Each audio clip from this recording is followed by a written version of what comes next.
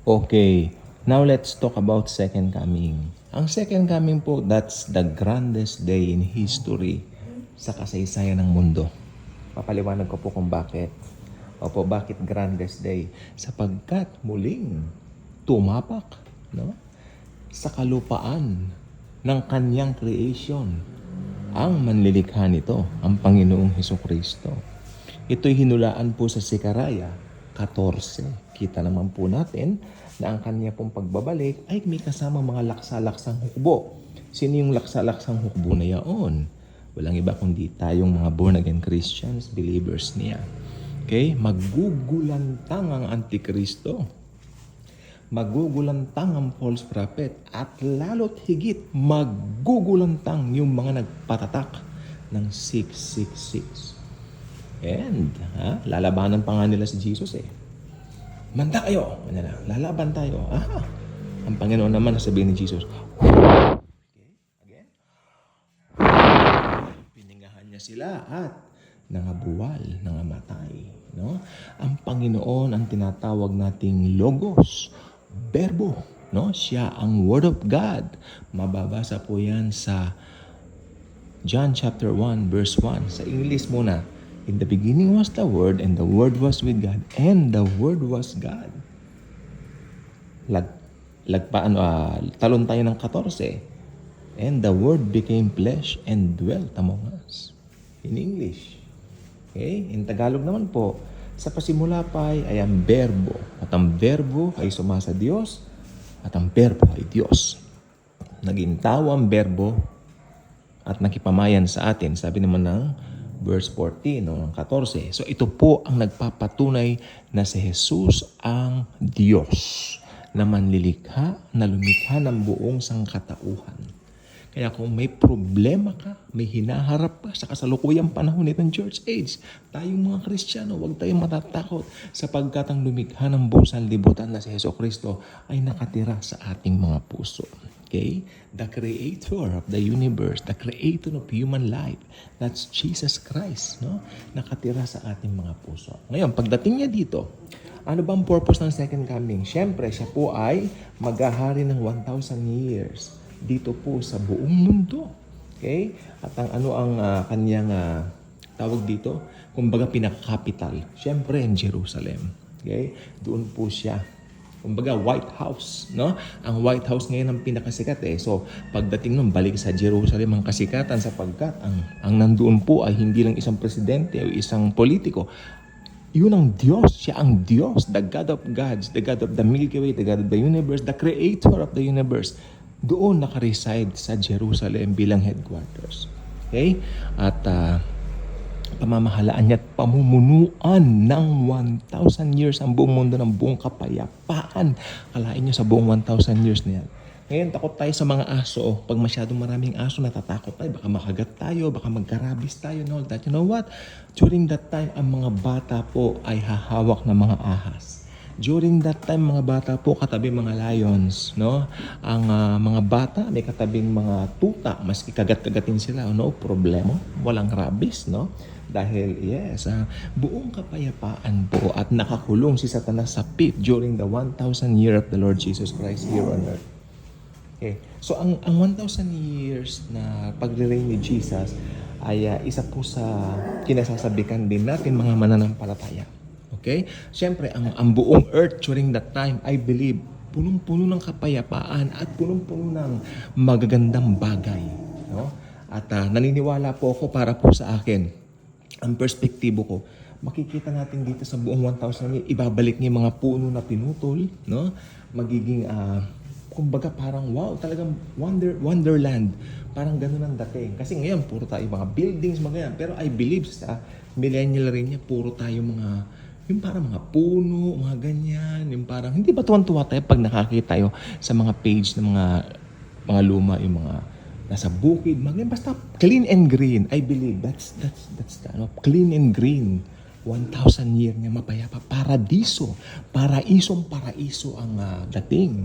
Kasi inirestore lang niya yung Garden of Eden. Parang ganun ang dating. Naniniwala po kung ganun po. While yung iba naniniwala magiging modern daw, well, that's their belief, no? Pero ako naniniwala po. Mas napipicture ko yung kapayapaan na ganyan, yung clean and green, no? May rainbow. Yeah, mas maganda po yun. Kasi tapos na yung sistema ngayon eh, di ba? Para i-ano mo pa yung ganon. So, ayan, yan po naman. Yan ang mangyayari. So, maganda ang second coming ni Jesus. At bilang believers ni Christ, meron tayong peace. Ko, even dito sa kasalukuyang panahon natin, actually, may mga pinagdadaanan po tayo. Ako kahapon may pinagdaanan po.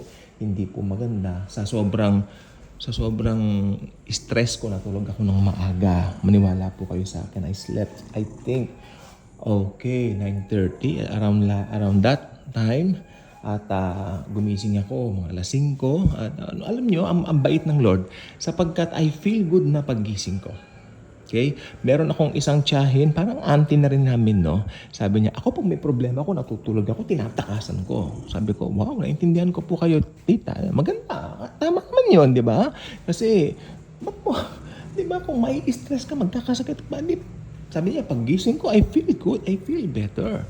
Kesa nang natulog ako na may mga problema, na i-stress. So, ganyan po. Mas lalo po tayo mga mananampalataya kasi alam natin, pag gising mo, tulog tayo, kigising tayo, we have the Lord Jesus Christ sa ating, sa ating mga believers.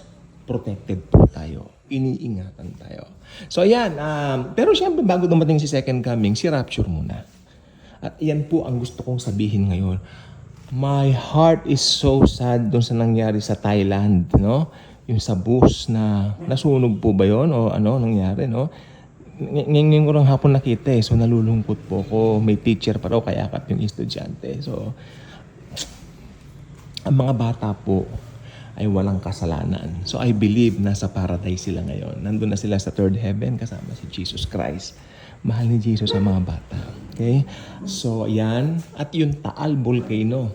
Active po kasalukuyan while recording this. Nire-record ko po ito 7 o'clock ng gabi ngayon. Ang Taal active na sumasabog daw after 1 hour kanina, an hour ago. So yan po yan po mga nangyayari ngayon. Tapos ito pang gusto ko sabihin, no. Alam niyo po ba habang nagkakagulo sa Israel ngayon dalawa po ang full moon yata o blood moon, whatever is that, no? Kaya ako naniniwala po ko rapture is approaching.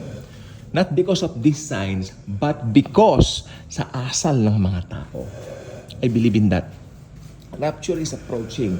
Jesus himself will get his believers to be with him forever and ever. Alam niyo po ba nag-rapture na hindi na tayo magkakahiwa-hiwalay nila Jesus?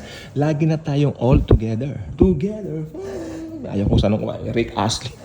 Di ba? Pero, siyempre, gusto kong kantayin si Rick Astley, pero baka ma-copyright claim tayo. Pero ganun na, together forever tayo. Ayun po yung doggy. So, yeah, I mean, that's very exciting. And anytime now, rapture na po. Tandaan po ninyo yan. Hindi po ako ang may sabi niyan. Ang Bible ang may sabi niyan. Okay? Again, may nangyari, sumabog yung bus, tapos yung Taal Volcano, magulo po sa Israel. Hindi ba? I think yung Iran parang gumante, di ba? Yun ang pinaka-latest. Tapos ito nga po yung nangyayari ngayon sa merong blood moon na naman yata habang nangyayari yun. Ang dami po nangyayari ngayon. Isip-isipin po ninyo yan. Di ba? Tapos yung paborito naming singer, Christopher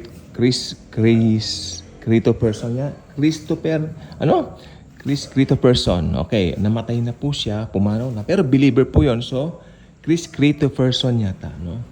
So, siya po ay nasa heaven na po. Kasama na po ni Lord Jesus. Believer po yon. So, pag ang pumanaw, believer, wala tayong problema dyan. Mararapture din po yan. Diba? Magpapalitan ng bagong katawan po. So, yan po nangyayari ngayon. Ha? So, marami pong naniniwala, malapit na po ang rapture. Even baka itong October na po. Diba? Malapit na po kasi yung Feast of the Tabernacle nila. So, this October na po yun. So, maaring dumating na raw po sa tabernacle. So, alam niyo ba yung tabernacle? Ibig sabihin nun, dwelling. Di ba? So, si Jesus nag-dwell dito ng 33 years. So, baka mag-dwell uli siya rito through the rapture para i-dwell na po niya tayo doon sa kanyang presence forever. Okay? Let us welcome Jesus with a smile. Welcome, Jesus. Naway mag-rapture na po, Lord Jesus. Kunin mo na kaming mga believers mo.